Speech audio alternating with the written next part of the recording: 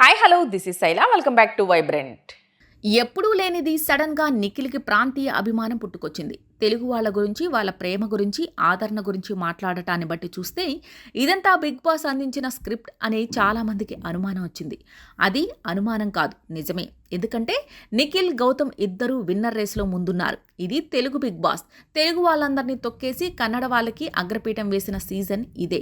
వరుసగా తెలుగు వాళ్ళని ఎలిమినేట్ చేయడం, కన్నడ వాళ్ళకి బహిరంగంగా హోస్ట్తో సహా బిగ్ బాస్ టీం సపోర్ట్ చేయడంతో తెలుగు వాదం బలపడింది. తెలుగువాడైన గౌతమ్ని గెలిపించాలని చాలామంది నడుం బిగించారు. ఈ తరుణంలో ఆదివారం నాటి ఎపిసోడ్లో నిఖిల్ నోటి నుంచి వచ్చిన మాటలు చూస్తే బయట ఏం జరుగుతుందో మొత్తం అతనికి చెప్పి అతన్ని విన్నర్ని చేయడానికి ఏం మాట్లాడాలో స్క్రిప్ట్ ఇచ్చారా అనేటట్టుగానే ఉన్నాయి అతని మాటలు.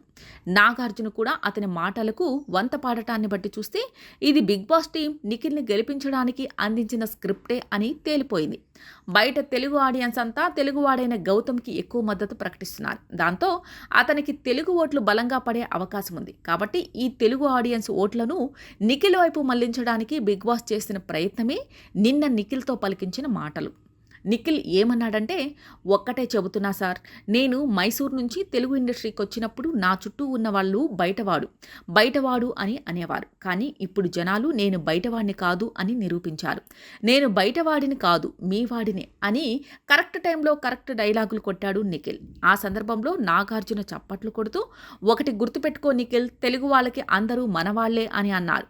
నాకు తెలుసు సార్, నేను ఎప్పుడూ అనుకుంటాను, పబ్లిక్లో అది నిరూపితం కావాలని అనుకుంటున్నా అని ఈరోజు నిజమయ్యింది అని అన్నాడు Nikhil. Avinash ticket to finale గెలిచి నేరుగా ఫినాలేలో అడుగుపెట్టాడు. ఇక సెకండ్ ఫైనలిస్టుగా నిఖిల్ని ప్రకటించి అతనికి ఓ రేంజ్లో ఎలివేషన్ ఇచ్చారు. నిజానికి వీళ్ళు టాప్ 5 ఫైనలిస్టులు ప్రకటించిన సీక్వెన్స్ చూస్తే గ్రాండ్ ఫినాలీలో ఎవరిని ఎక్కడ పెట్టాలని అనుకుంటున్నారో, ఎవరిని విన్నర్ని చేయాలనుకుంటున్నారో, ఎవరిని రన్నర్ని చేయాలనుకుంటున్నారో, ఎవరికి ఏ స్థానం ఇస్తున్నారో క్లారిటీ వచ్చేసింది. Second finalist Nikhil, third finalist Gautam, fourth finalist Prerana, ఆఖరి చివరి ఫైనలిస్ట్ నబీల్కు ఒక్కొక్కరుగా రివీల్ చేశారు. ఫస్ట్ ఫైనలిస్ట్ అవినాష్ ఉండడు కాబట్టి మిగిలిన వాళ్ళను వరుసగా రివీల్ చేశారు. అయితే గ్రాండ్ ఫినాలీలో ఈ లిస్టులో ఒకే ఒక్క స్థానం మార్చొచ్చు. అదే ఫస్ట్లో ఉన్న అవినాష్ 5వ స్థానంలోకి వస్తాడు. మిగిలిన స్థానాలన్నీ సేమ్ టు సేమ్. అంటే Nikhil first, Gautam second, Prerana third, Nabeel fourth, Avinash shift. దాదాపు గ్రాండ్ ఫినాలే ఇదే జరగబోతుందని హింట్ ఇచ్చేశారు నిన్నటి ఎపిసోడ్ ద్వారా. బయట తెలుగు, కన్నడ ప్రాంతీయ భేదం నడుస్తుందని బిగ్ బాస్ టీంకి బాగా తెలుసు. తెలుగువాడైన గౌతమ్కి తెలుగు వాళ్ళ ఓట్లు ఎక్కువ పడే అవకాశం ఉందని తెలుసు. కాబట్టే నిఖిల్తో ఇలా కరెక్ట్ టైంలో తెలుగు మైసూర్ తెలుగోడు కాదు బయటవాడు అంటూ భారీ డైలాగులు కొట్టించి ఉంటారని అనుమానాలు మొదలయ్యాయి. అయితే ఇది అనుమానం కాదు, ఆల్రెడీ నిఖిల్ని విన్నర్ చేసి గౌతమ్కి గెలవకుండా చేయడానికి బిగ్ బాస్ టీం ముందే ప్లాన్ వేసిందనే విషయాన్ని బయటపెట్టాడు Nikhil. Big boss season 4 OTT season 1 contestant అయిన అఖిల్ సార్థక్ ఈ 2 సీజన్లోనూ రన్నర్ అయ్యాడు. ఇక ఈ సీజన్లో కూడా బిగ్ బాస్ హౌస్లోకి గెస్ట్గా వెళ్ళి సూచనలు, సలహాలు ఇచ్చి వచ్చాడు. 2 సార్లు రన్నర్ అయిన అఖిల్ సార్థక్కి బిగ్ బాస్ టీం గురించి వాళ్ళు తీసుకునే నిర్ణయంపై మంచి పట్టు ఉంది. ఇక ఈ సీజన్లో గౌతమ్ ఎంత కష్టపడి ఆడినా కూడా నిఖిల్నే విన్నర్ని చేస్తారని బాంబ్ పేల్చాడు అఖిల్ సార్థక్.